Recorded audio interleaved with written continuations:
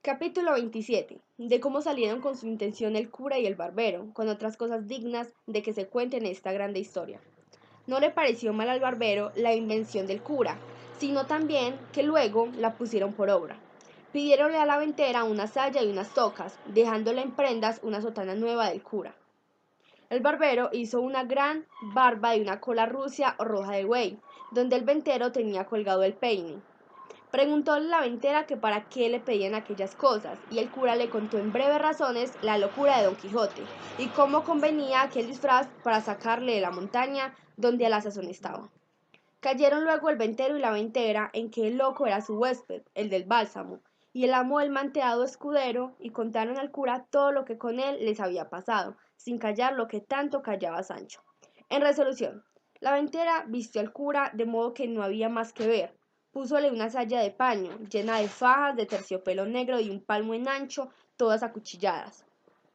y unos corpiños de terciopelo, verde guarnecidos, con unos ribetes de raso blanco, que se debieron de hacer ellos y la saya, en tiempo de rey Wamba. No consintió el cura que le tocasen, sino púsose en la cabeza un birretiño de lienzo,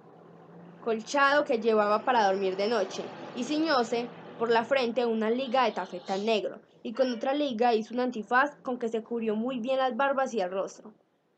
Encasquetóse su sombrero, que era tan grande que le podía servir de quitasol, y curióse su herreruelo. Herreruelo era una antigua capa corta y sin capilla. Subió en su mula a mujeriegas, y el barbero en la suya, con su barba que le llegaba a la cintura entre roja y blanca, como aquella que, como se ha dicho, era hecha de la cola de un buey barroso. Despidiéronse de todos y de la buena de Maritornes, que prometió rezar un rosario, aunque pecadora, porque Dios les diese buen suceso en tan arduo y tan cristiano negocio como era el que había emprendido. Mas apenas hubo salido de la venta cuando le vino al cura un pensamiento, que hacía mal en haberse puesto de aquella manera, por ser cosa indecente que un sacerdote se pusiese así, aunque le fuese mucho en ello, y diciéndoselo al barbero, le rogó que trocasen trajes, pues era más justo que él fuese la doncella menesterosa y que él haría el escudero, que así se profanaba menos su dignidad, y que si no lo quería hacer, determinaba en no pasar adelante, aunque a Don Quijote se le llevase el diablo. En esto llegó Sancho, y de ver a los dos en aquel traje no pudo detener la risa. En efecto, el barbero vino en todo aquello que el cura quiso, y trocando la invención, el cura le fue informando el modo que había de tener, y las palabras que había de decir a Don Quijote para moverle y forzarle a que con él se viniese, y dejase la querencia del lugar que había escogido para su vana penitencia. El barbero respondió que sin que se le diese lición, él lo podría bien en su punto. No quiso decirse por entonces, hasta que estuviesen junto de Don Quijote estaba. Y así dobló sus vestidos, y el cura acomodó su barba, y siguieron su camino, guiándolos Sancho Panza, el cual les fue contando lo que les aconteció con el loco que hallaron en la sierra, encubriendo, empero, el hallazgo de la maleta y de cuánto en ella venía, que Magüer, que tonto, era un poco codicioso del mancebo. Otro día llegaron al lugar donde Sancho había dejado puestas las señales de las ramas para acertar el lugar donde había dejado de su señor, y en reconociéndole les dijo como aquella era la entrada y que bien se podían vestir, si era que aquello hacía el caso para la libertad de su señor, porque ellos le habían dicho antes que el ir de aquella suerte y vestirse de aquel modo era toda la importancia para sacar a su amo de aquella mala vida que había escogido, y que le encargaban mucho que no dijese a su amo quién ellos eran, ni que los conocía, y que si le preguntasen, como se lo había de preguntar, si dio la carta a Dulcinea dijese que sí, y que por no saber leer le había respondido de palabra diciéndole que le mandaba, so pena de su desgracia, que luego el momento se viniese a ver con ella, que era cosa que le importaba mucho, porque con esto y con lo que ellos pensaban decirle tenía por cosa cierta reducirle a mejor vida, y hacer con él que luego se pusiesen en camino para ir a ser emperador o monarca, que en lo de ser arzobispo no había de qué temer. Todo lo escuchó Sancho, y lo tomó muy bien en la memoria, y les agradeció mucho la intención que tenían de aconsejar a su señor fuese emperador. y no arzobispo, porque él tenía para sí que para hacer mercedes a sus escuderos más podían los emperadores que los arzobispos andantes. También les dijo que sería bien que él fuese delante a buscarle y darle la respuesta de su señora,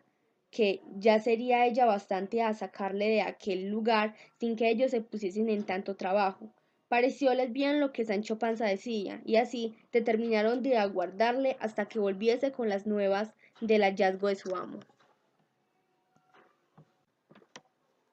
Entróse Sancho por aquellas quebradas de la sierra, dejando a los dos en una de por donde corría un pequeño y manso arroyo, a quien hacían sombra agradable y fresca otras peñas y algunos árboles que por allí estaban. El calor y el día que allí llegaron era de las del mes de agosto, que por aquellas partes suele ser el ardor muy grande, la hora, las 3 de la tarde. Todo lo cual hacía el sitio más agradable y que convidase a que en él esperasen la vuelta de Sancho, como lo hicieron. Estando pues los dos allí sosegados y a la sombra, llegó a sus oídos una voz, que sin acompañarla son de algún otro instrumento, dulce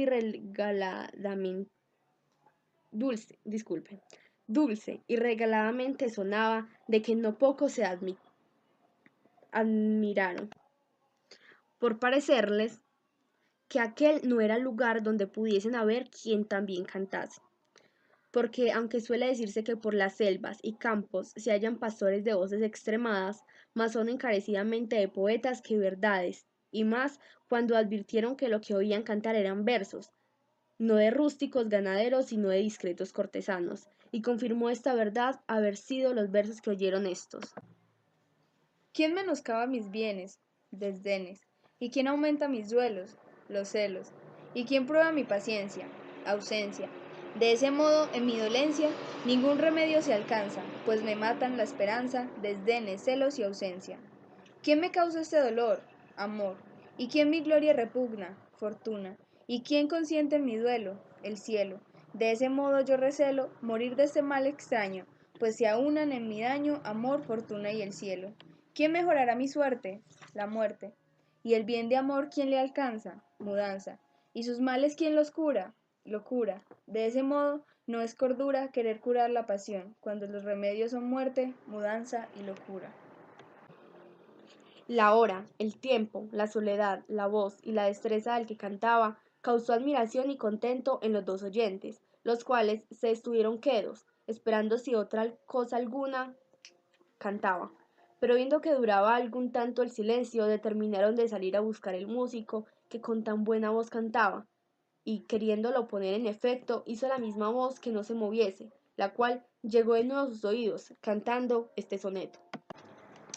Santa amistad que con ligeras alas, tu apariencia quedándose en el suelo, entre benditas almas en el cielo, subiste alegre a las impíreas alas.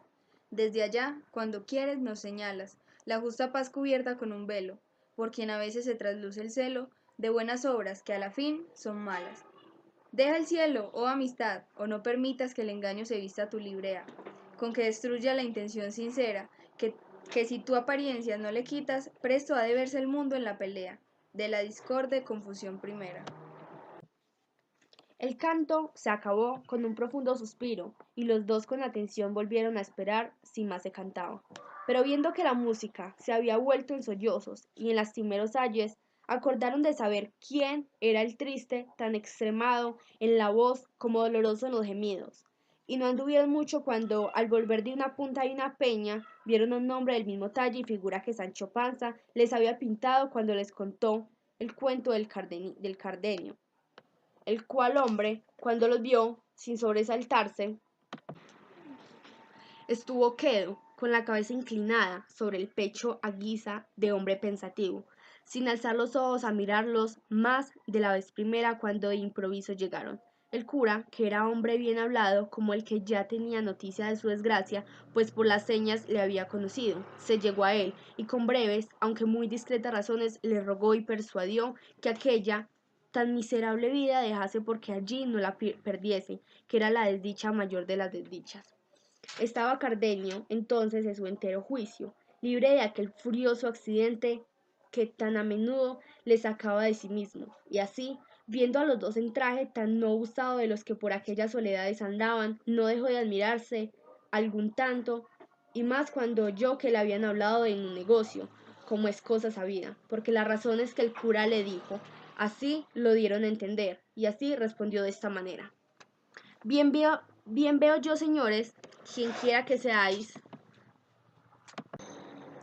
que el cielo, que tiene cuidado de socorrer a los buenos y aun a los malos muchas veces, sin yo merecerlo, me envía en estos tan remotos y apartados lugares del trato común de las gentes, algunas personas que, poniéndome delante de los ojos con vivas y varias razones, cuan sin ella ando en hacer la vida que hago, han procurado sacarme de esta mejor parte, pero como no saben que sé yo en saliendo de este daño, he de caer en otro mayor. Quizá me deben de tener por hombre de flacos discursos, y aun lo que peor sería, por de juicio ninguno.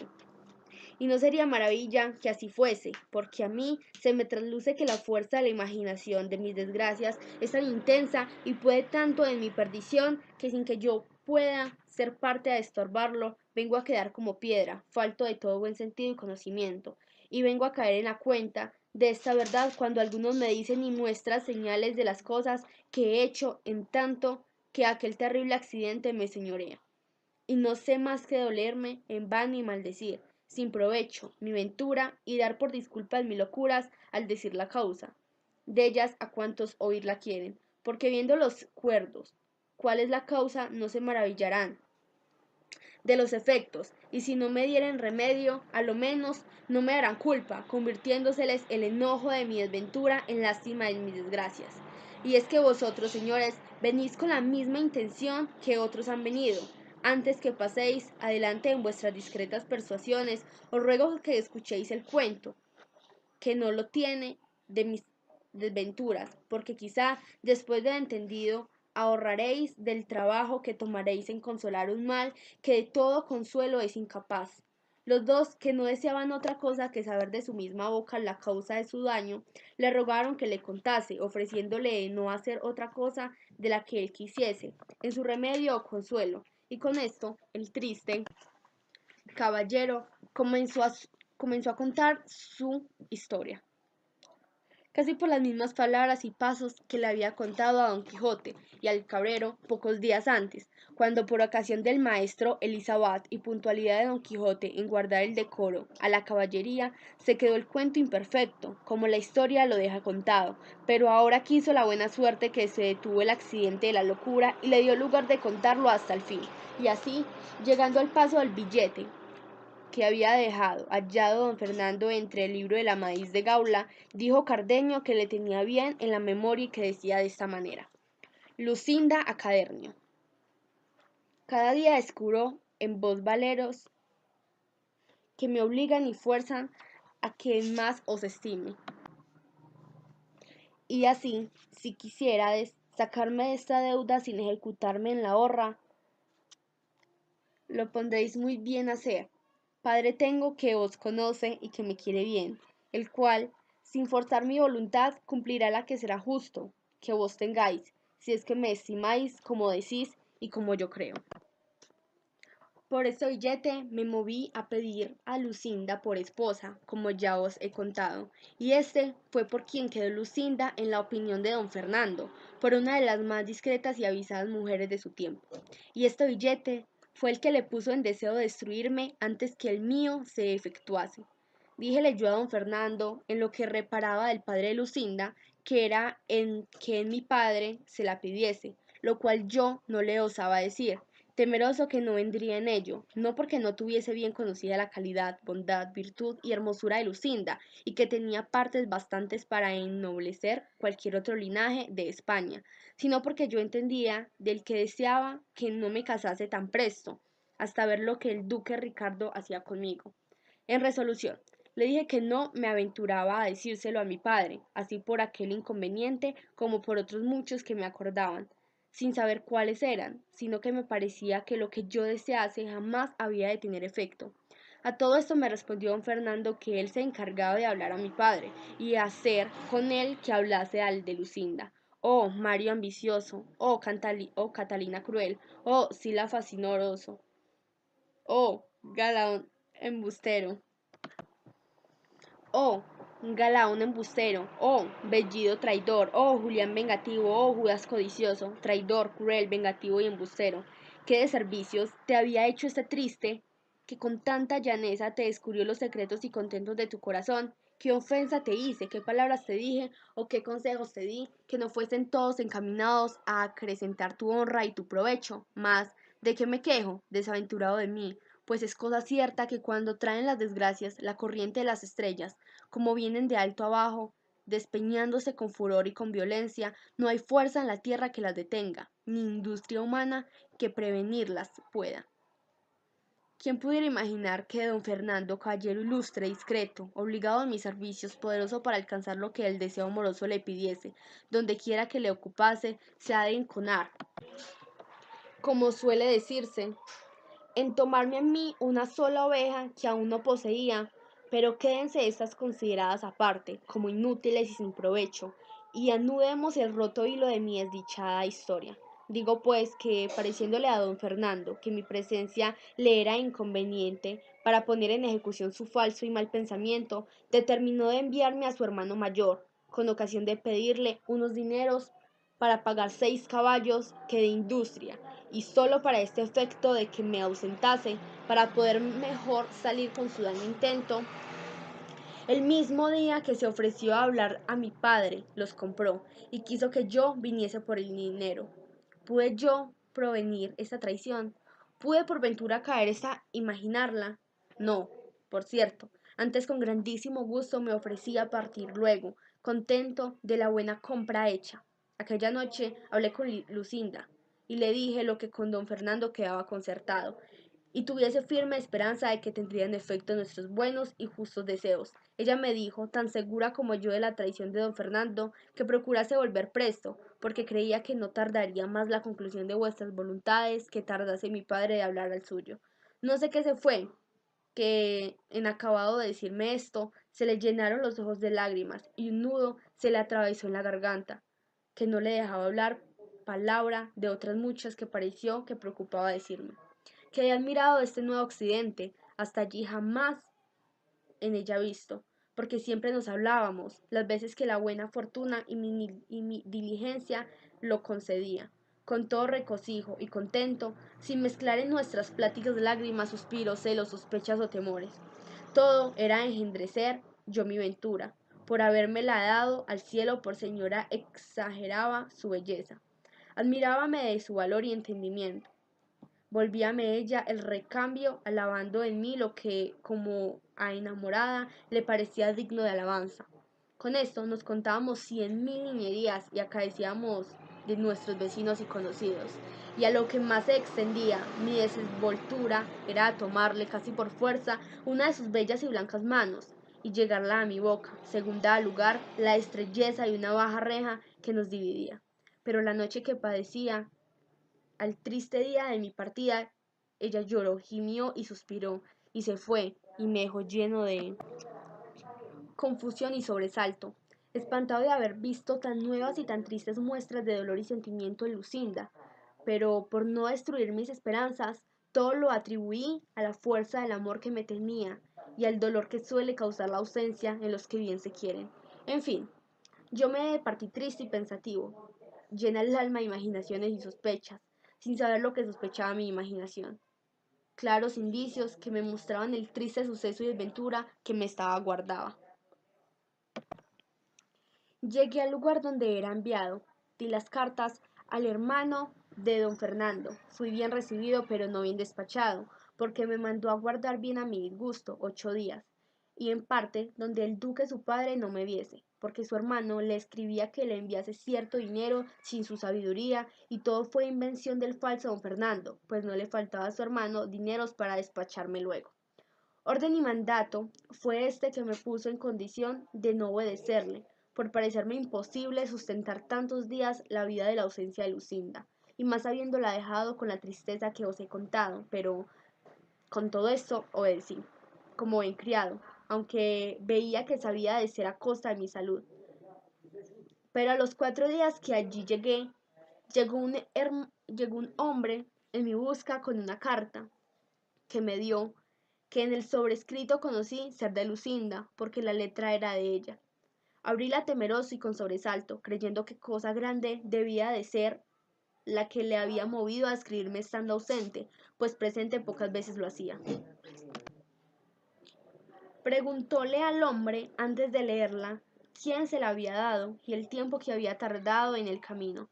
Díjome que acaso pasando por una calle de la ciudad a la hora de mediodía, una señora muy hermosa le llamó desde una ventana, los ojos llenos de lágrimas, y que con mucha priesa le dijo: hermano, si sois cristiano como parecéis, por amor de Dios os ruego que encaminéis luego esta carta al lugar y a la persona que dice el sobrescrito, que todo es bien conocido, y en ello haréis un gran servicio a nuestro Señor, y para que no os falte comodidad de poderlo hacer, tomad lo que va en este pañuelo. Y diciendo esto, me arrojó por la ventana un pañuelo donde venían atados 100 reales y esta sortija de oro que aquí traigo, con esta carta que os he dado. Y luego, sin aguardar respuesta mía, se quitó de la ventana, aunque primero vio cómo yo tomé la carta y el pañuelo, y por señas le dije que haría lo que me mandaba. Y así, viéndome tan bien pagado del trabajo que podía tomar en traérselo, conociendo por el sobrescrito que era vos a quien se enviaba, porque yo, señor, os conozco muy bien, y obligado asimismo de las lágrimas de aquella hermosa señora, determiné de no fiarme de otra persona, sino venir yo mismo a dársela, y en 10 y 6 horas, que a que se me he hecho el camino, que sabéis que es de 10 y 8 leguas. En tanto que el agradecido y nuevo correo esto me decía, estaba yo colgado de sus palabras, temblándome las piernas de manera que apenas podía sostenerme. En efecto, abrí la carta y vi que contenía estas razones: la palabra que don Fernando os dio de hablar a vuestro padre para que hablase al mío, la ha cumplido más en su gusto que en vuestro provecho. Sabed, señor, que él me ha pedido por esposa, y mi padre, llevado de la ventaja que él piensa que don Fernando os hace, ha venido en lo que quiere con tantas veras, que de aquí a 2 días se ha de hacer el desposorio, tan secreto y tan a solas que solo han de ser testigos los cielos y alguna gente de casa, cual yo quedo imaginando. Si os cumple, venir veldo, y si os quiero, vienen o no, el suceso de este negocio os lo dará a entender. A Dios plega que ésta llegue a vuestras manos antes que la mía se vea en condición de juntarse con la de quien tan mal sabe guardar la fe que promete. Estas, en suma, fueron las razones que la carta contenía y las que me hicieron poner luego en camino, sin esperar otra respuesta ni otros dineros, que bien claro conocí entonces que la compra de los caballos, si no la de su gusto, había movido a don Fernando a enviarme a su hermano. El enojo que contra don Fernando concebí, junto con el temor de perder la prenda que con tantos años de servicios y deseos tenía granjeada, me pusieron alas, pues, casi como en vuelo, otro día me puse en mi lugar, al punto y hora que convenía para ir a hablar a Lucinda. Entre secreto y dejé una mula en que venía en casa del buen hombre que me había llevado la carta, y quiso la suerte que entonces la tuviese tan buena que hallé a Lucinda puesta a la reja, testigo de nuestros amores. Conocióme Lucinda luego, y conocióla yo, mas no como debía ella conocerme y yo conocerla. Pero ¿quién hay en el mundo que se pueda alabar que ha penetrado y sabido el confuso pensamiento y condición vulnerable de una mujer? Ninguno. Por cierto, digo pues, que así como Lucinda me vio, me dijo: Cardenio, de boda estoy vestida. Ya me están aguardando en la sala de don Fernando el traidor y mi padre el codicioso, con otros testigos, que antes lo serán de mi muerte que mi esposorio. No te turbes, amigo, sino procura hallarte presente a este sacrificio, el cual, si no pudiese ser estorbado de mis razones, una daga llevo escondida que podrá estorbar una determinada fuerza, dando fin a mi vida y principio a que conozcas la voluntad que he tenido y tengo. Yo le respondí turbado y apriesa, temeroso no me faltase lugar para responderle. Hagan, señora, tus obras verdaderas, tus palabras, que si tú llevas daga para acreditarte, aquí llevo yo espada para defenderte con ella, o para matarme, si la suerte nos fuere contraria. No creo que pude oír todas estas razones, porque sentí que la llamaban a priesa, porque el desposado aguardaba. Cerróse con esto la noche de mi tristeza, púsoseme el sol de mi alegría, quedé sin luz en los ojos y sin discurso en el entendimiento. No acertaba a entrar en su casa, ni podía moverme a parte alguna, pero considerando cuánto importaba mi presencia para lo que suceder pudiese, en aquel caso me animé lo más que pude y entré en su casa, y como ya sabía muy bien en todas sus entradas y salidas, y más como el alboroto que de secreto en ella andaba, nadie me echó de ver, así que, sin ser visto, tuve lugar de ponerme en el hueco que hacía una ventana de la misma sala, que con las puertas y remates de 2 tapices se cubría, por entre las cuales podía yo ver, sin ser visto, todo cuanto en la sala se hacía. ¿Quién pudiera decir ahora los sobresaltos que me dio el corazón mientras allí estuve, los pensamientos que me ocurrieron, las consideraciones que hice, que fueron tantas y tales que ni se pueden decir ni aun es bien que se digan? Basta que sepáis que el desposado entró en la sala sin otro adorno que los mismos vestidos ordinarios que solía. Traía por padrino a un primo hermano de Lucinda, y en toda la sala no había persona de fuera, sino los criados de la casa. De allí a un poco salió de una recámara Lucinda, acompañada de su madre y de 2 doncellas suyas, también aderezada y compuesta como su calidad y hermosura merecían, y como quien era la perfección de la gala y bizarría cortesana. No me dio lugar mi suspensión y arrobamiento para que mirase y notase en particular lo que traía vestido. Solo puede advertir a los colores, que eran encarnado y blanco, y en las vislumbres que las piedras y joyas del tocado y de todo el vestido hacían. A todo lo cual se aventajaba la belleza singular de sus hermosos y rubios cabellos, tales que en competencia de las preciosas piedras y de las luces de 4 hachas que en sala estaban, la suya con más resplandor a los ojos que ofrecía. Oh, memoria, enemiga mortal de mi descanso, ¿de qué sirve representarme ahora la incomparable belleza de aquella dorada enemiga mía? ¿No será mejor, cruel memoria, que me acuerdes y representes lo que entonces hizo, para que, movido de tan manifiesto agravio, procure, ya que no la venganza, a lo menos, perder la vida? No os castiguéis, señores, de oír estas digresiones que hago, que no es mi pena de aquellas que puedan y deban contarse suscitamente, disculpe.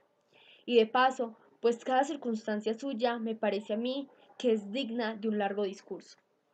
A esto le respondió el cura, que no solo no se cansaba de oírle, sino que les daba mucho gusto de las menudencias que contaba, por ser tales que merecían no pasarse en silencio y la misma atención que lo principal del cuento. Digo pues, prosiguió Cardenio, que estando todos en la sala entró el cura de la parroquia y tomando a los dos por la mano para hacer lo que tal acto se requiere, al decir: queréis, señora Lucinda, al señor don Fernando que está presente por vuestro legítimo esposo, como lo manda la Santa Madre Iglesia. Yo saqué toda la cabeza y cuello de entre los tapices, y con atentísimos oídos y alma turbada me puse a escuchar lo que Lucinda respondía, esperando de su respuesta la sentencia de mi muerte o la afirmación de mi vida. Oh, quién atreviera a salir diciendo a voces: ah, Lucinda, Lucinda, mira lo que haces, considera lo que me debes, mira que eres mía y que no puede ser de otro. Advierte que el decir tú sí y el acabárseme la vida ha de ser todo a un punto. Ah, traidor, don Fernando, robador de mi gloria, muerte de mi vida. ¿Qué quieres? ¿Qué pretendes? Considera que no puedes cristianizarme, llegar al fin de tus deseos, porque Lucinda es mi esposa y yo soy su marido. Ah, loco de mí, ahora que estoy ausente y lejos de peligro, digo que había de hacer lo que no hice. Ahora que dejé robar mi cara prenda, maldigo el robar de quien pudiera vengarme si tuviera corazón para ello, como le tengo para quejarme, en fin. Pues fui entonces cobarde y necio, no es mucho que muera ahora corrido, arrepentido y loco. Estaba esperando el cura la respuesta de Lucinda, que se detuvo un buen espacio en darla, y cuando yo pensé que le sacaba la daga para acreditarse, o desataba la lengua para decir alguna verdad o desengaño que en mi provecho redundase, oigo que dijo con voz desmayada y flaca: sí quiero. Y lo mismo dijo don Fernando, y dándole el anillo, quedaron en indisoluble nudo ligados. Llegó el desposado a abrazar a su esposa, y ella, poniéndose la mano sobre el corazón, cayó desmayada en los brazos de su madre. Resta ahora decir cuál quedé yo viendo el sí que había oído burladas mis esperanzas, falsas las palabras y promesas de Lucinda, imposibilitado de cobrar en algún tiempo el bien que en aquel instante había perdido. Quedé falto de consejo, desamparado a mi parecer de todo el cielo, hecho enemigo de la tierra que me sustentaba, negándome el aire aliento para mis suspiros y el agua humor para mis ojos. Solo el fuego se acrecentó de manera que todo ardía de rabia y de celos, alborotándose todos en el desmayo de Lucinda y desbrochándole su madre el pecho para que le diese el aire, se descubrió en él un papel centrado que don Fernando tomó luego y se lo puso a leer a la luz de una de las hachas, y en acabado de leérselo se sentó en una silla y se puso la mano en la mejilla con muestras de hombre muy pensativo, sin acudir a los remedios que a su esposa se hacían para que el desmayo volviese. Yo, volviendo, alborotada toda la gente de casa, me aventuré a salir, ora fuese visto o no, con determinación que si me viesen, de hacer un desatino tal que todo el mundo viniera a entender la justa indignación de mi pecho, en el castigo del falso de don Fernando, y aun en el mudable de la desmayada traidora. Pero mi suerte, que para mayores males, si es posible se los haya, me debe tener guardado, ordenó que en aquel punto me sobrase el entendimiento que después acá me ha de faltar. Y así, sin querer tomar venganza de mis mayores enemigos, que por estar tan sin pensamiento mío fuera fácil tomarla, quise tomarla en mi mano y ejecutar en mí la pena que ellos merecían, y aún quizá con más rigor del que con ellos se usara, si entonces les diera muerte, pues la que se recibí, repentina, presto acaba la pena, mas la que se dilata con tormento siempre mata, sin acabar la vida.